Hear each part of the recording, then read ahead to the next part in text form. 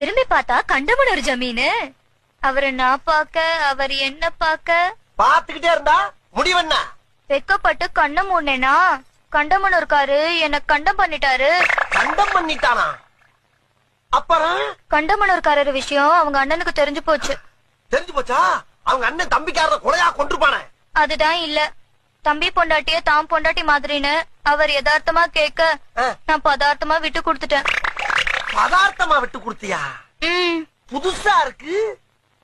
சரி, 2 பேரும் சேர்ந்து ஒரு வாழ்க்கையில விளையாண்டாங்க, போய் தொலையுது. இந்த விஷயம் வேற யாருக்கும் தெரியாத. நானும் அப்படிதான் நினைச்சேன். ஆனா இந்த விஷயம் வீட்டு வேலைக்காரனுக்கு தெரிஞ்சு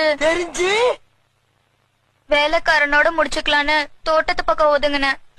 ஆனா தோட்டக்காரனும் பாத்துட்டான். தோட்டக்காரனுமா? அவனாலதான் என் வயித்துல புழு பூச்சி உண்டாச்சு. அத கலைக்கலான்னு நான் டாக்டர் கிட்ட போனேன்.